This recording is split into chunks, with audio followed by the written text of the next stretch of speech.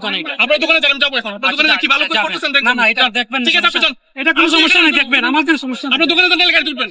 এর বিরুদ্ধে ডেইলি অভিযোগ আছে, হে আইয়া আমার বিরুদ্ধে ইয়া করতে। আপনি টাকাটা দিয়ে দেন, আপনি দরজা নিয়ে নেন, কিন্তু উনি এটাতে রাজি হন নাই। উনি মালও চেঞ্জ করে নেবেন, উনি আমার থেকে টাকা ফেরত নেবেন। একজন কাস্টমারকে কিভাবে ঠকাইতে পারে, কিভাবে প্রতারিত হতে পারে। স্থানীয় নেতাদের প্রভাব খাটাই উনি চাইছিলেন আমার থেকে টাকাটা ফেরত নিবে, একদম জোরপূর্বক একরকম। আমি দেখি স্যার, আপনি দেখেন, আমি শোনেন এখন। এখন শোনেন না কেন? আপনি শোনেন।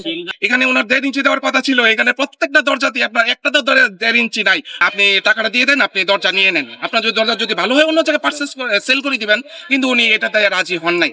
প্রায় আমার 60,000 টাকা আর্থিক ক্ষতি সম্পন্ন হয়েছে। পরবর্তীতে উনি বলেন, আমি দরজা ভালো দিয়েছি, আমি দরজা ফেরত নেব না, টাকাও দিব না।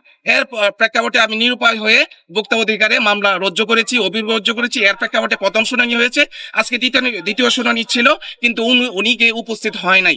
এখন উনি যে কার্ডগুলো দরজাগুলো দিছে ওগুলো এখানে নিয়ে আসছি আমরা, ওগুলো আমরা ওনাকে হস্তগত করে দিব। উনি এটা ঠিক করে তারপরে উনি দেওয়ার পরে অভিযোগকারীর বক্তব্য এবং ওনার বক্তব্য শুনে যদি সন্তুষ্টিমন হয় তারপরে আমরা এই বিষয়ে ব্যবস্থা নেব। তো শুনানিতে যিনি অভিযোগ দায়ের করছেন আমাদের কাছে কৃষিবিদ ডাক্তার আফরাদুল ইসলাম, তিনি অভিযোগ দায়ের করছেন। তিনি এই মেসাজদি চট্টগ্রাম ডোর অ্যান্ড ফার্নিচার থেকে আপনার 5টা কিনেন, কাঠের দরজা কিনেন, যেগুলা আমাদের কাছে নিয়ে আসছেন উনি আজকে। তো এই শুনানি প্রথম শুনানি ছিল 20 জুলাই। দুই পক্ষের বক্তব্য আমরা শুনছি। তারপরে পরবর্তীতে আমরা দুই পক্ষকে আবার পার্সোনালি ডাকাইছি, আলাদা আলাদাভাবে ডাকানোর পরে আবার নতুন করে যেহেতু কাঠের বিষয় দেখার বিষয় আছে, এই জন্য আমরা দেখার জন্য আজকে উভয় পক্ষের সম্মতিতে এবং উভয় পক্ষে নোটিশ দিয়ে বাই পোস্ট এবং হাতে হাতে নোটিশ দেওয়ার পরে আজকে শুনানি ডেট ছিল।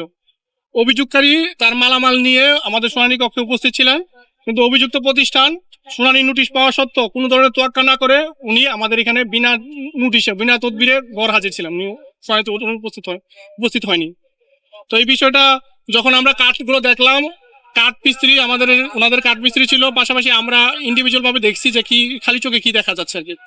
তো এখানে আমরা দেখলাম যে কাঠের যে ইয়েগুলো আছে ওগুলোর মধ্যে আপনার এই যে কাঠ বাঁকা হয়ে গেছে, অলরেডি দরজাগুলো বাঁকা হয়ে গেছে, খালি চোখে দেখা যাচ্ছে দরজা বাঁকা হয়ে গেছে। অথচ উনি এখানে প্রতিশ্রুতি দিয়েছেন যে বাঁকা হলে এবং হলে ফলক হলে এবং গুনে পোকা ধরলে এগুলোর ক্ষেত্রে বেন্ড হলে গুনে পোকা ধরলে এগুলোর ক্ষেত্রে উনি সরাসরি ফেরত দিবেন। তো তারপরেও উনি আমাদের সাথে কোনো করেন নাই, আমাদের শুনানিতে হাজির হন নাই যে বিষয়টা। এই জন্য আমরা আপাতত তাকে জনস্বার্থে এই বিষয়টাকে আমলে নিয়ে অভিযোগটা আমলে নিয়ে জনস্বার্থে সাময়িকভাবে পরবর্তী নির্দেশ না দেওয়া পর্যন্ত এই প্রতিষ্ঠানের এই শোরুমের কার্যক্রম পরবর্তী নির্দেশ না দেওয়া পর্যন্ত জনস্বার্থে বন্ধ ঘোষণা করা হলো।